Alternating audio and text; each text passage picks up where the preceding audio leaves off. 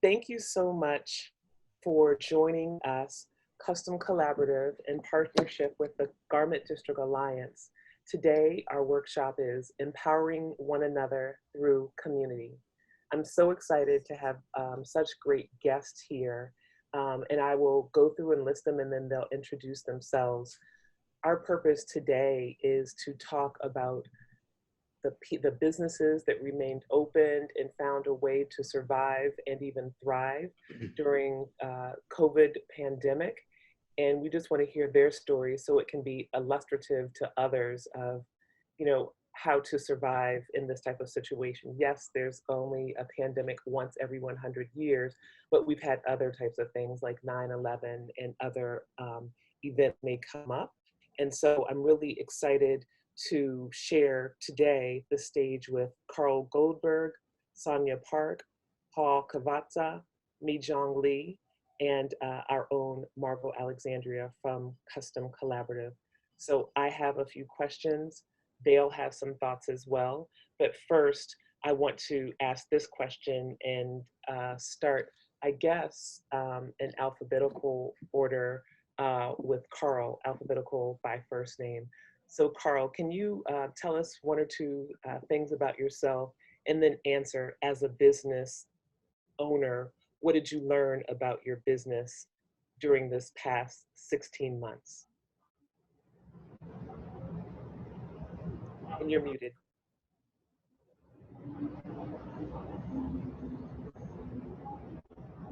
Much better. There you go. Hi, I'm Carl Goldberg. Thank you for inviting me to this panel.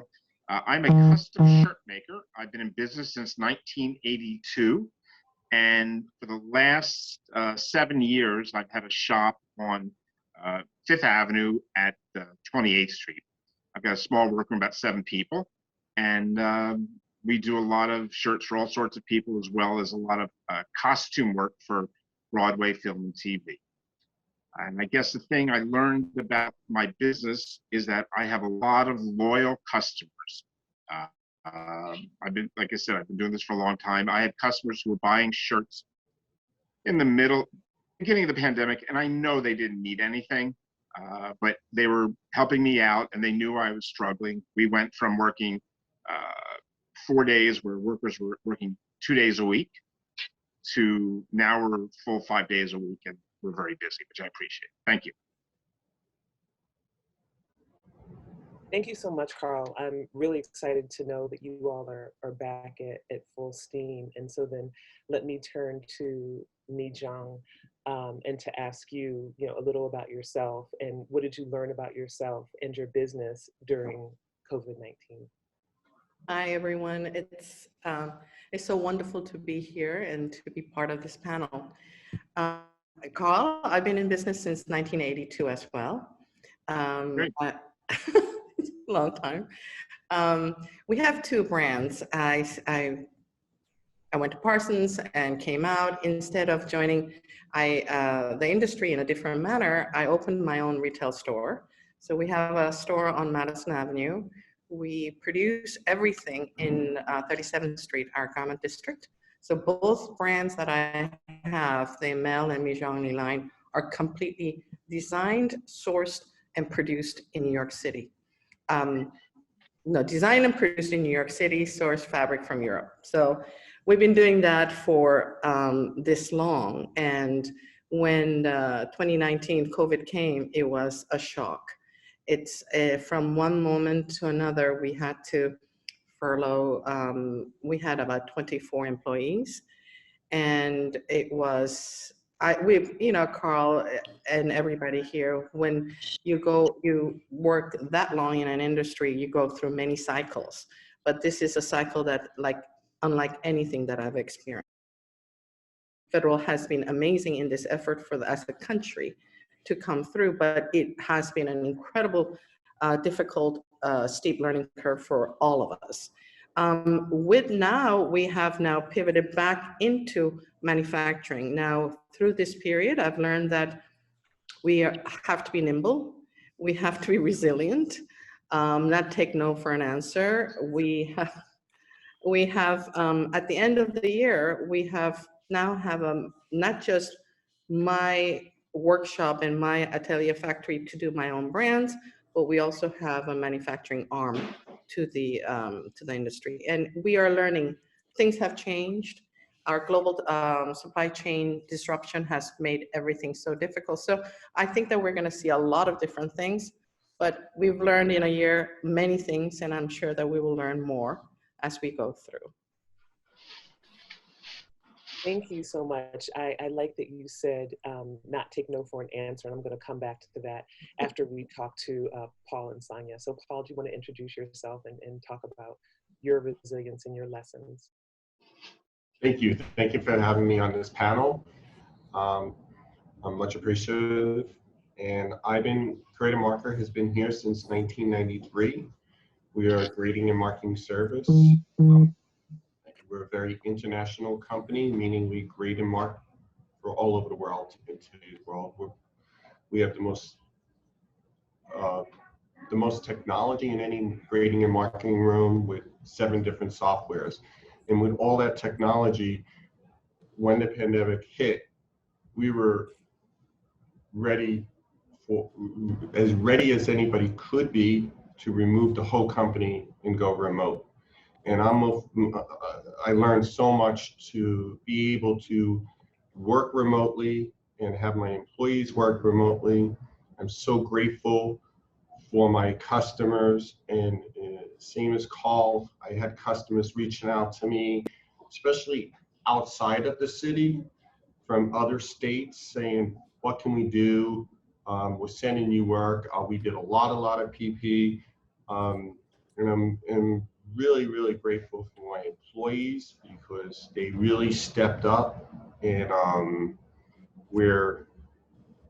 at some points they were stronger than I was. And they were like, we're gonna get through this, and we're gonna work. And we had probably about 25 to 30 people currently. I'm really, really surprised on how it came back as quickly as it did. I think it did. We're back up to probably about 20 to 25 employees, and we've learned a real lot for this. And I've been through everything in this industry. 28 years I've seen, as you said, we're young. You see cycles, but not a cycle like this. But I'm very, very, very grateful. Thank you. Thank you. Thank you. And then Sonia, I feel like you have a different viewpoint given your perspective. And so you might be able to talk about the resilience that you've seen kind of in the ecosystem of businesses. So over to you for your introduction and answer. Yeah.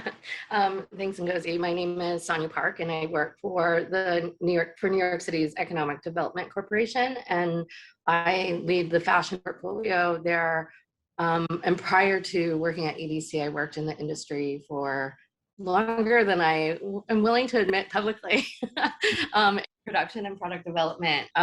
But you know, I think a lot of what I've seen has already been said by Mijan, Carl, and Paul. I think, you know, EDC in and of itself pivoted from its typical work and helped the city to develop and actually manufacture not only PPE, but critical medical supplies with garment manufacturers, as well as the other industrial manufacturers throughout the city. And so that type of pivot, I mean, for an organization, I mean, well, let me just take a step back and say, like, I think I was the only person, plus another partner that works on supply chain and logistics, that ever really had any experience doing sourcing and or product development or production. And so for an entire organization to shift a lot of their work to focus on that, I mean, I think every day I was in awe with my colleagues at EDC who were turning an entirely new type of product out of manufacturers.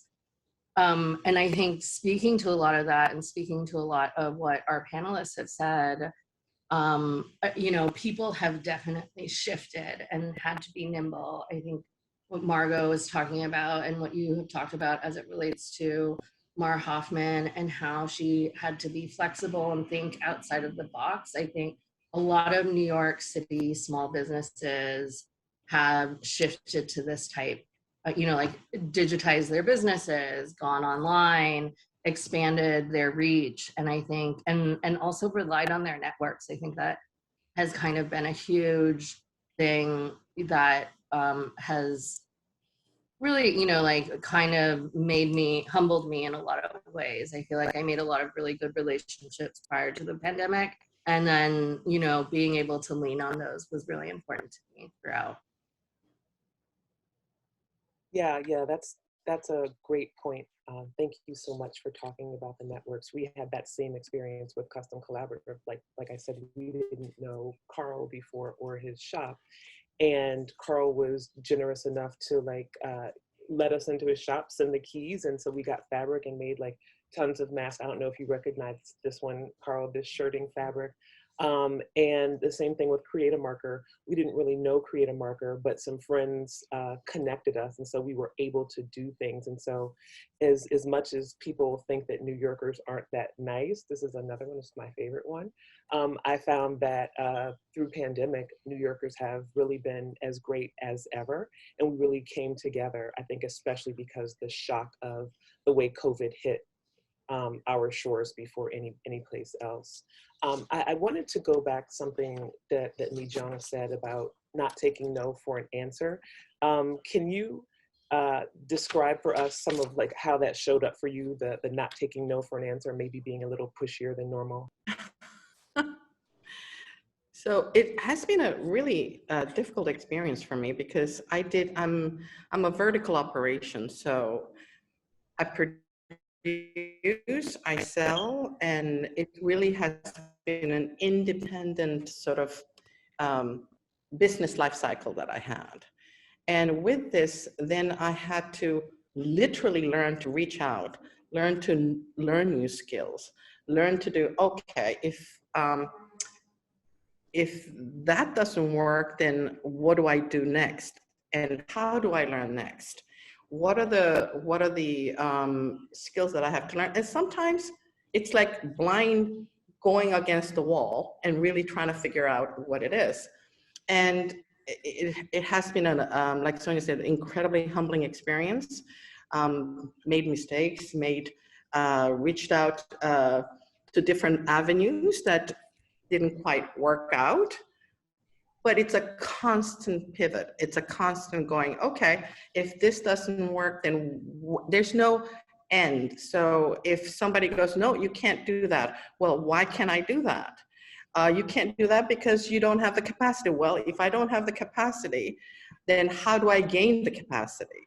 For example, during the pandemic, I formed a New York City Manufacturers Coalition because we're a small guy. So I said, okay, then if I can't, then why don't I get a couple of former competitors to come in and collaborate? And is that possible in New York City? Well, I found out yes. And I've known these manufacturers for the longest time. I didn't work with them, I didn't work for them, and they didn't work for me. But we reached out and I said, this is the case, can we work together? And it has been an incredible experience to have veteran manufacturers that have been in the industry for 20 years, 30 years, to come in and go, one person didn't know something, hey, I can do that for you. Hey, pattern work, I can reach out to, I think Paul did quite a bit of pattern work with one of my coalition members. I can do that part for you. Hey, sourcing, I can do that. I have a space, I can package everything. And that was the only way we were able to do and get results. So and that's just a repeated experience over and over. Later on, we had subcontracted with the DLA award for reusable gowns. Again, same thing. How many people can do? And it's really not about hiring factories. It's really about doing a collaborative work. And that taught me so much. And that taught me that if it's a no, there is always a solution. And it's trying to figure out that solution.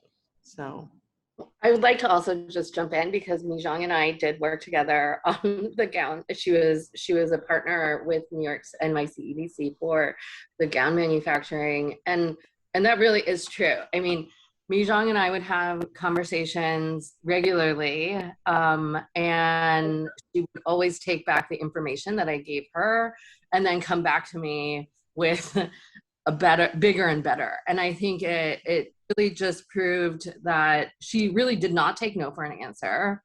And then, but then also, like I said earlier, really like thought about, okay, well, this is what she said, so I'm going to give her more than that, and then try and overcompensate, overachieve, and try and do more. And I think that really, I think that embodies the grit of New York City's fashion industry and New York City writ large. I mean, she really dug in and utilized her networks and really came to the table with a lot at the end, and which proved to, that's why she got the DLA contract later, and that's why, there's been success throughout. So just want to add that, Mijong. Thank you, Sonia. Thank you. You've watched me go through the many, many struggles. So thank you. I appreciate that. Thank you. Thank you both. So let me ask Paul. It sounds like you said you were at one place, then you cut maybe 2/3 of your staff, and now almost everybody is back. Like how did that happen? When did that happen? How did you keep hopeful during the whole process? Well, it goes back to the technology that we had, I was very prepared to go remote. So 1/3 of my team went remote and 2/3 I had to furlough. And that went on for 2 to 3 weeks, and we were still doing work with a lot of people, especially outside the city. But then I start thinking about my competitors about a month later, because I was reaching out with them and they were completely shut down.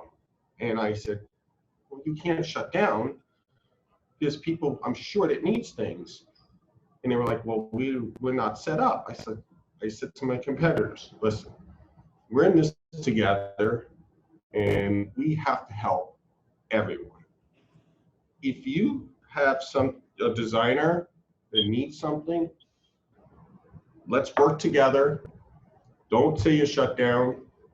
And we helped a lot of competitors in the grading and marking services to keep whoever was open. So a lot of my customers, startup customers that already established more online sales, I mean, within a month and a half, 2 months, they blew through their stock. And one of the things with the EDC helping all the factories, and that was a huge, huge help to keep the factories working with all the PP. But then it kind of turned a little bit, because 2 months later, when people needed production, the factories were so busy, they were like, we're doing PP. So we had to shift again to try to get certain factories to allow 2 or 3 or 4 machines for other designers, because they're the ones are going to keep us going after the pandemic. So we did a huge amount of shifting, and I also own the paper company in New Jersey, and I was 6 o'clock, 5 o'clock going to New Jersey, running the PP fabric to 10, 11 o'clock at night. We really, it was, I don't know how my adrenaline kept me going. So.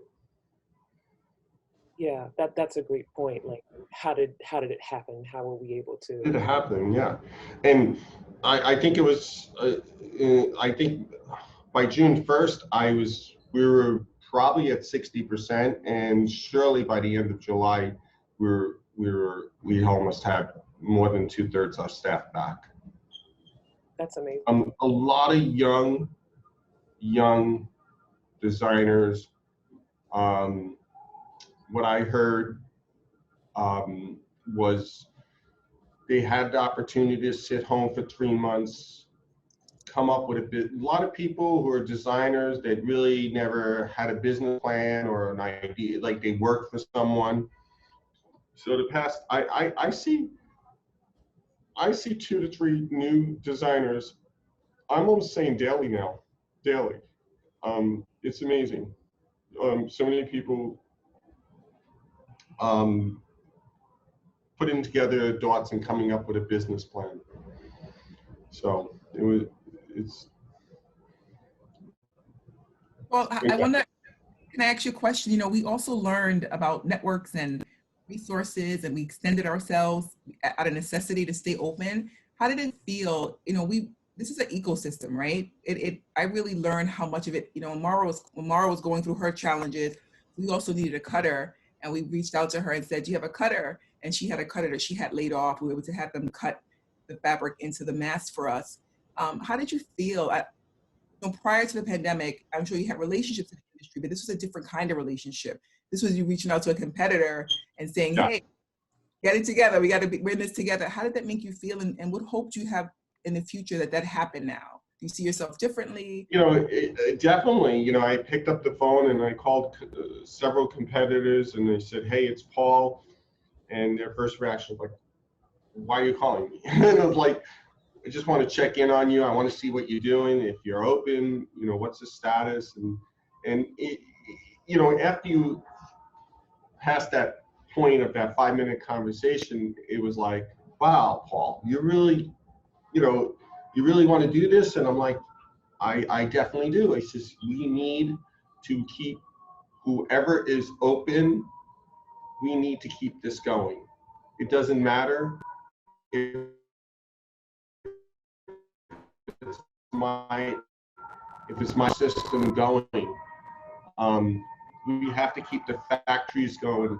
I was so worried the factories were going to close, and again with the PP, really helped the cutting rooms, the factories. It really did help this industry. It really, I don't know if we didn't have that PP, how many people would survive. And then working, you know, and I spoke to a lot of business owners, and my talking to the landlord. Yeah, at first, the first 4 months, 3 months, they didn't want to talk, and then after that, another 6 months, they were like, just pay me. But our landlord was, you know, when she realized, you know, it takes time to understand how big of an effect this was, and my landlord, you know, turned out very well. She finally came around and went to almost all the my building is a factory building. We're all 17 floors. And she came around and she's like, okay, I get it. I understand. Not only did she work out what the past rent was, what was important to me was what the future would be. What would the next 2 years be? How long is it going to take us to build it back? And she understood it. And I know some other landlords that said the same thing. So I suggested to a lot of factories and a lot of people, talk to your landlord. Keep that communication open. Yeah, he doesn't want to talk to you. He or she doesn't want to talk to you, but keep that communication going. It will, and I think most of them realized it, and they even got together and like, okay, we got to do our part too. It's amazing. We had our Zoom a couple of weeks ago with the Hebrew Free Loan Society, and similar to this one, we're talking about what we learned, and they actually started a lending program, and they work with business owners and people who lease, create a format where if it's a retail location or factory, they could renegotiate their lease, and they would agree to a minimum amount of payment. But then when they were doing well, when the business was doing well, they would do the high part of it. And if it was doing bad, they would do the minimum. And that saved a lot of business owners. It's a new model. They started it because of the pandemic, because usually you have a lease that you make a term, and that's the term of the lease. Because of the pandemic, it couldn't be. And so I was really proud to learn that some business owners were able to take advantage of that program. where they renegotiate their lease. And when they were doing great, they pay the high end. And they were having a hard time, they paid the minimum that they agreed to with the landlord. And it was, I mean, I think that despite this pandemic, some great things have happened with respect to negotiating leases and just how to run business. And we've learned some hard lessons, but I'm so grateful that we're learning them. And I think the impact is that the future will be different with respect to the supply chain, our competitors, how we work. You know, we all have skin in the game. I think we realized that how connected the skin was through the pandemic. So it's great to hear that. So I want to turn to Carl, who I think this is the first time I've seen you in person. Maybe we had a FaceTime once, but as I said earlier, Carl, you know, makes these great custom shirts. One of our colleagues used to work with Carl, and Carl FedExed the keys to his office so we could go in and get fabric to make masks, because like there are these, you know, high quality, 100% cotton, breathable. And Carl, I'd love to hear from you about how you came to the conclusion was that's what you wanted and needed to do. And then how has your business shifted, and how do you see it shifting with Broadway coming back open? All right. When Mohini had contacted me about it, I did not know your organization, but I figured, let me see what I can do. I was very jealous of a pant maker that I knew in Brooklyn who kept posting that he was still in business and open. And I had sent my entire staff home. I had moved upstate with my wife, and I'd never taken that much, 2.5 months away from my business. I couldn't believe I was doing it. And I kept having this feeling, what can I do? And it was great that I have way too much inventory of fabric that was left over. And I think I gave away at least 800 yards of high-end cotton shirting and almost 400 pounds of remnants that I would keep for replacement collars and cuffs and sleeves and whatnot. And I sent a lot of that also to costume people. So one of the things I'm part of and I'm amazed to hear that you guys had reached out to all your competitors, whereas I'm also in something called the Costume Industry Coalition. And there are about 50 shops in and around the New York City area that make costumes. And a lot of, you know, they were all bidding against each other for various jobs. And they all got together to try and raise funds and raise awareness to how they could get help, because they're not set up to do an online ready-to-wear business. I mean, they do one-ofs and two-ofs, and you know, it's a completely different business. Cruise ships, Broadway, whatever. And now I'm trying to remember. But anyway, I'm really impressed that you know, Paul, you reached out to everybody, and Young, that same thing, that you got together with everyone, which is pretty amazing. So I had my staff make masks, and I did some business. As I thought about it, I did not make a lot of money making masks. In fact, I probably overpaid my staff to do so, but I want to make sure they all had money.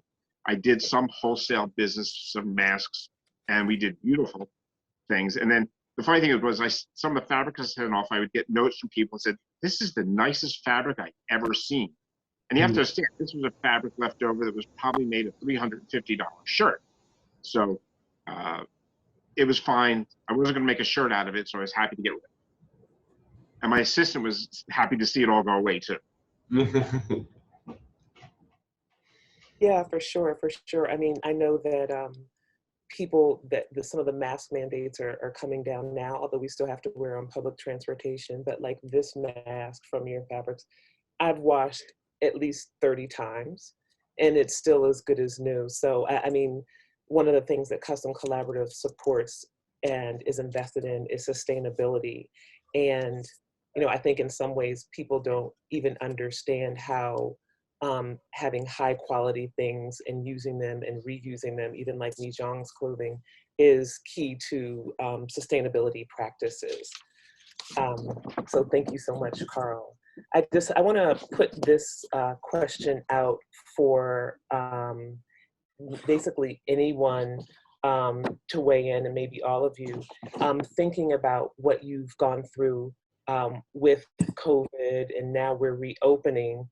Is there any silver lining that you see despite of or even because of the challenges that we experienced during COVID?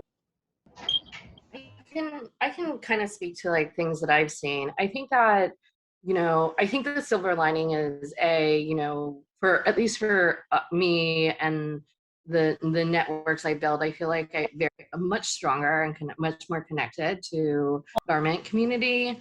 And and I think the other thing is too, similar to what Paul and Mijong and Carl have said, digitization of businesses is something that has been long on the horizon and or within the horizon. And I think that COVID and the pandemic accelerated that. And you see a lot of businesses who started to do that were able to, not be affected as much, and or when they were flexible and adopted that. I think that is something that has been able to come into the fold. And so I think as we look at the future of fashion and how things are kind of becoming a part of business practices, whether we all hear about multi-channels and being able to access customers at any point, I think there's a lot of things that really will be able to unfold based on that. And I do think, I know I keep saying this, but I think that, similar to how Paul reached out to his competitors, it really, COVID and the pandemic really illustrated how the New York City ecosystem is just unlike any throughout our nation, right? New York City and the partnerships and the collaborative nature that I saw within the garment industry is unlike any that I've seen throughout the world. And I think that definitely brought a lot of pride to me. So one of the things that I did early on, as I help a lot of people with the mask, as we started getting away from the PPE, we had a mask in the system. And I was suggesting to a lot of designers, saying, listen, when making a marker is where we try to maximize your fabric and minimize your waste, but there is always waste in every marker, no matter what we try. But we had a standard mask that we would ask our customers, say, look, any holes that you want, any holes that I could do, can I stick in the mask? And at least cut them and put them on the side if you decide to donate them or make them and sell them. So we did that. We did that for a lot of markers. When I would see a marker with a lot of waste in it, I would call them up and say, listen, I got this mask I could stick in there. Now, of course, not every fabric would work for it, but that was their choice. They would have to make that decision. So we introduced that to a lot of our designers. So that was pretty cool.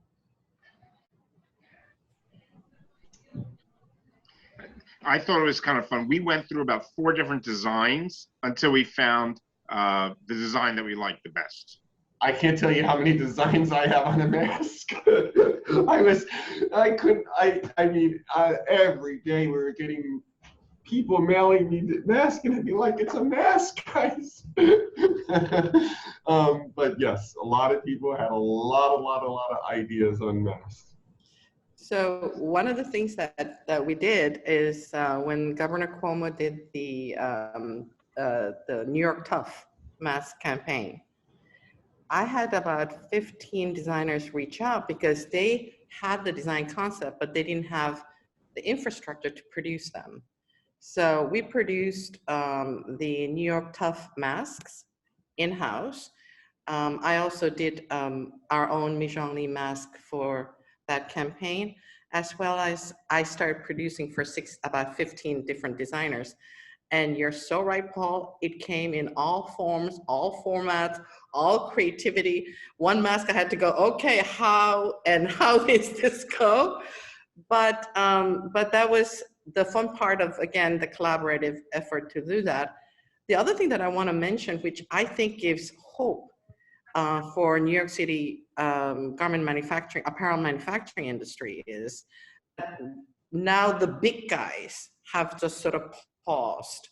And it doesn't affect me as much as my partners in the coalition, where their sole livelihood depends on production for big brands. So that has stopped. But like you said, Paul, there are so many young, new designers. Now that the leveling field almost has been sort of leveled off, and they have social media, they have different direct-to-consumer platforms, they are cropping up. And we have such, what I'm thinking is more on-demand production of smaller, faster lots. And we are turning that over in 2 weeks' time. So not my manufacturing arm of the company, which is one of the silver linings that happened during COVID. After PPE, we are now manufacturing for these smaller brands. With the China labor prices going up, the global supply chain being disrupted, the tariff, the shipping cost and all that, the disparity that we had of labor cost has been reduced enough, and we can offer, the New York City garment industry can offer accountability, customization, 2-week turnover for smaller lots. And so the designers do not have to stock up, do not have to go into this inventory. Even before COVID, you guys, we all know that the garment industry was in trouble if the Burberry and H&M are both burning clothes. So when we talk about sustainability, this is a huge shift. I think that's something that through this pandemic, a different shift in the terrain has happened. Now, I don't know how it's going to end up settling in, but I do believe that this in faster on-demand production that can be turned over, that can be in domestic production, that can be something that can be controlled. Test case of 15 pieces, okay, it worked. 100 pieces, okay, it worked. 150 pieces. As these things are happening, most of the big factories do not want to touch. They're looking for the big tickets that they're used to. But that's not going to happen in my opinion, for a while. And yet there's this real fertile ground of all this different format of doing business that is happening. New York City has the skilled laborers. I mean, it's not like a different country where, you know, somebody can sew shirt collars and that's all they can sew and that's all they know how to do. New York City has skilled laborers that can pivot and turn. They can make a collar, they can make this, they can do that. So having a smaller circular flow work production teams, it's another layer of our garment industry production that I think could be a bridge between surviving here until the full force comes back. And even when the full force comes back, I think this is another layer that could be very, very important for the future of domestic apparel manufacturing. I believe so, but then again, who knows? I think so too. Yes. Absolutely. It's interesting. One of the silver linings, I guess, for me was I do a lot of work for theatrical work. And because TV production shut down for like 6 months, all of a sudden, I guess last September and October, it opened up. And there's so much filming in and around New York City that I've been inundated. And as you were talking about quick turnaround time, the number of shirts I turned around in a day has been amazing. In fact, one day we got a phone call from a film in New Orleans, and they said, we're afraid the actor's going to sweat through the shirt you just made. And this is 3 o'clock in the afternoon, mind you. Do you think you can get one more out by the end of the day? And we turned around a shirt in 2 hours. So, you know, it's called a rush charge, but it was fine with me. We did it. And that was my silver lining, was all the filming that's taking place in New York City now. Yeah, I love this, just the ideas of like what happened. And it feels like there was this pause, crash. And so we figured out new ways to do things. And then it seems like these new ways might help us to have more local production here, less waste, and like Mijong is saying, more accountability, right? And so, as we think about what's ahead for the fashion industry, Mijong talked about some things. Are there any other things that people see moving ahead that might change? And Sonia, you might have some particular insight that you'll share. Yeah, sure. I mean, I think Mijong spoke a lot about things. I think a lot of people are looking at, localizing some of their production. They're previous to the pandemic, I think there was a lot of conversation about reshoring of manufacturing, making it closer so that it would potentially be more sustainable. And I think you really see you'll really see some businesses like thinking about that more strategically. In addition, like figuring out a way to ensure that sustainability is a key component. I know, Gothi, you and Margot, you work on sustainability within manufacturing and at Custom Collaborative. And so, I think ensuring that social justice and things are embedded within brands are really important. And then I think how businesses are incorporating tech adoption as well are critically important. The city is investing quite a bit into local manufacturing. And I think with a lot of their assets, and we're looking at the Made in New York campus and how that could help the local ecosystem. And, I would say if anybody has any ideas or things that they want to see things that they see as a gap, please feel free to reach out. Always happy to have a conversation.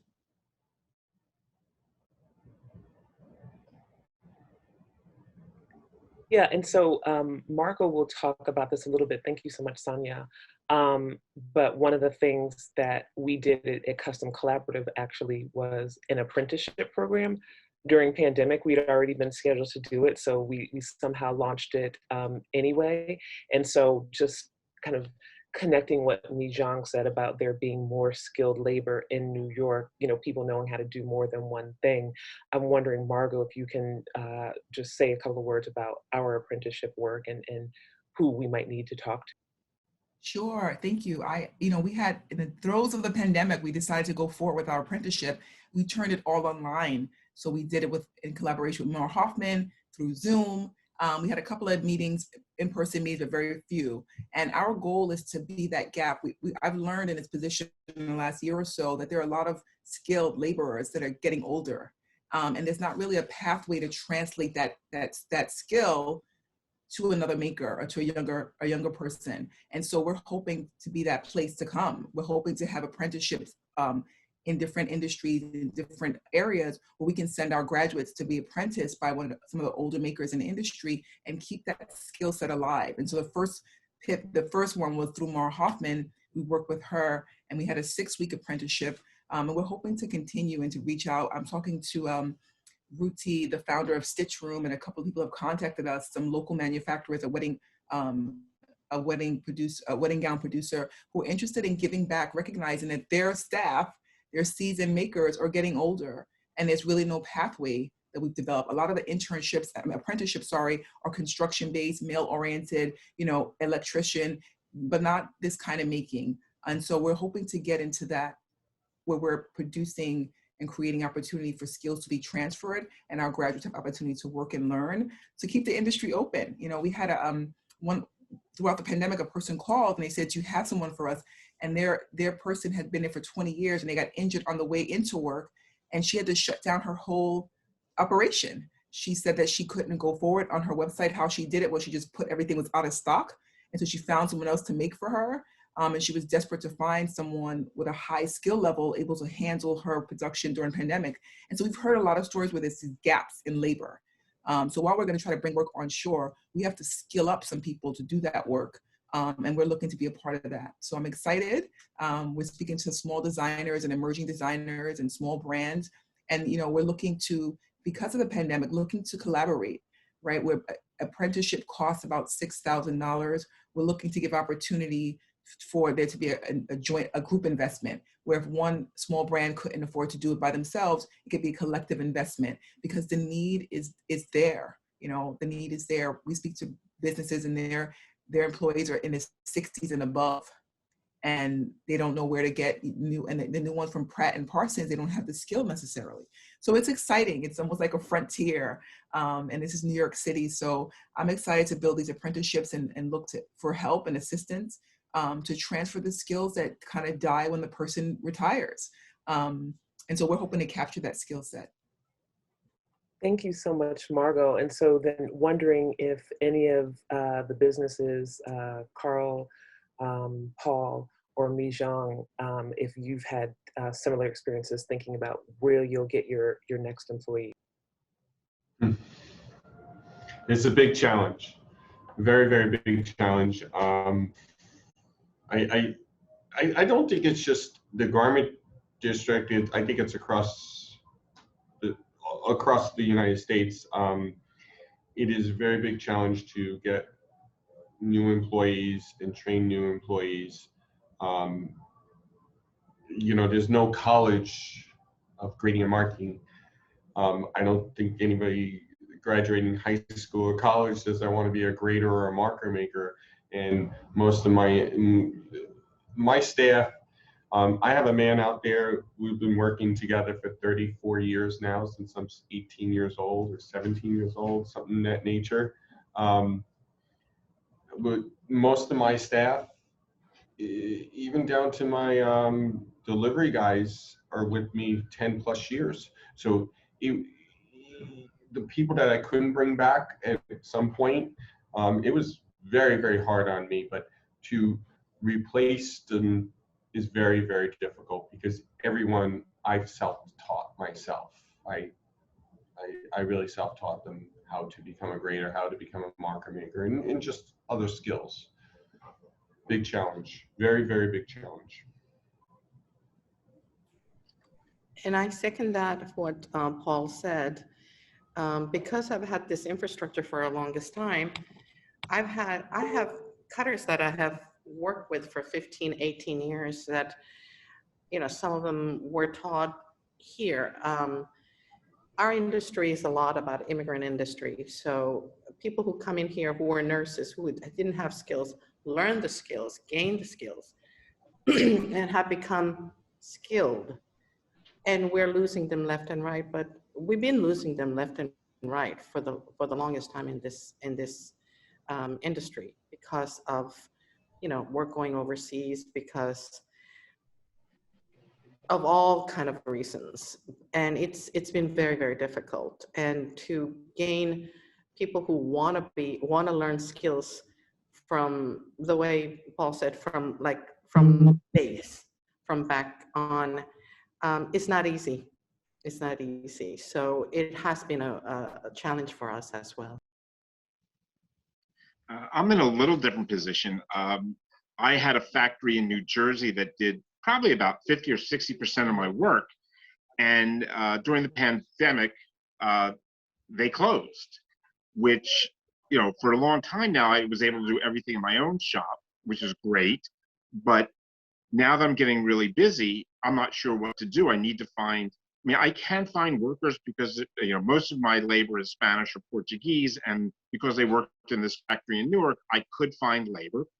But my dilemma is I don't have the space. And I'm of a certain age where I don't want to move again.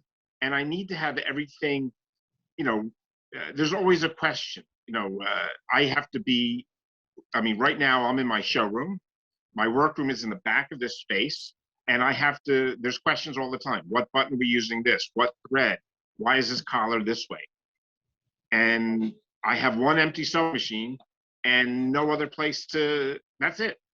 So, and then I have to get a cutter in. I mean, I can find these people and I know they're out there, but for me, it's kind of hard to grow. Not wanting to, unless I found some young guy who really wanted to get involved. But I'm like, I think all of us, we're too controlling in our own businesses, even though we can delegate authority. We want to make all the decisions. You know, that's the way we are. We've been doing this for too long to really, you know, rely on some new kid who thinks they know what they're doing. I rely on my staff. I don't think if you asked them, they would say it, but I do try to rely on my staff, and I go to them and I'm like, okay, how we're handling this. I mean, don't get me wrong, I'm answering questions all day long, and I'm sure when this meeting ends, there's going to be a line when I go out when I leave, but it's still hard to find labor. Because grading of a pattern is very high skill. It's not, you know, it's almost being a pattern maker. Yeah, yeah.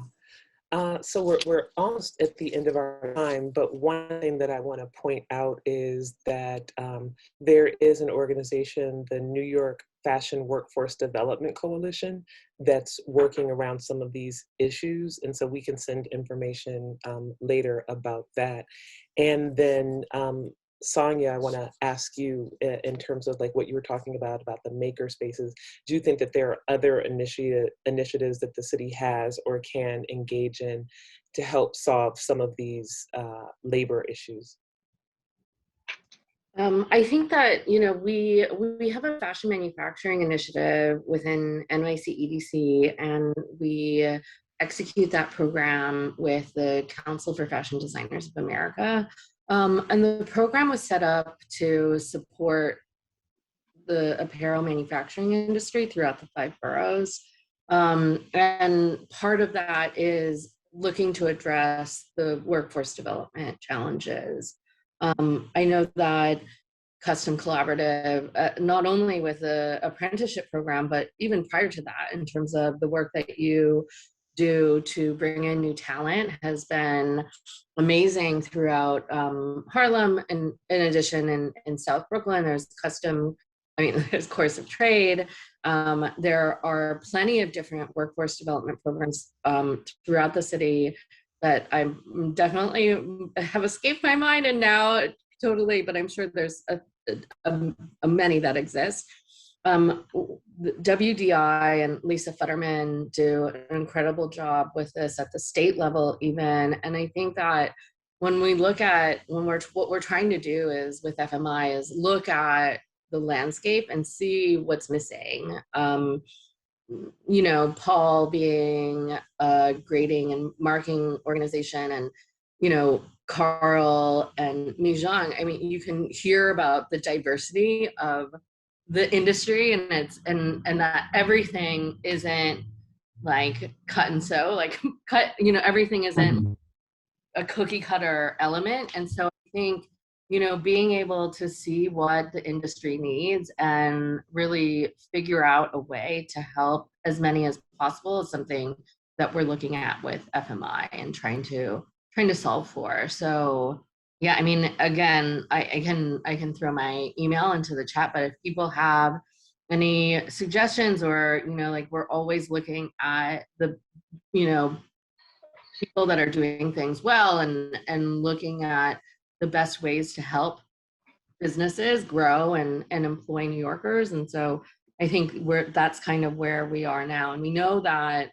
garment workers have been, you know, the backbone of the industry, not only in New York City, but also, and I think, you know, that is something that we definitely want to make sure that we're supporting, especially because in so many cases they're immigrant and people of color, and we want to make sure that you know, everybody is surviving throughout the pandemic, not just people that have the benefits of not.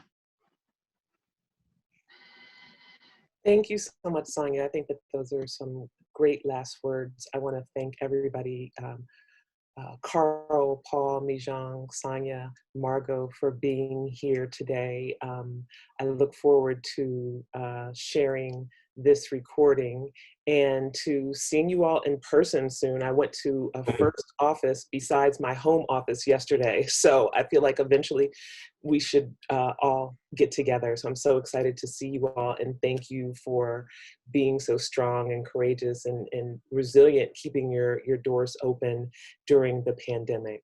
So thank you so much. Thank you. Thank you. We thank you. Thank you very much. Thank you. Thank you so much. Thank you. Bye-bye. Have a good day, everybody. You all. Bye, everybody.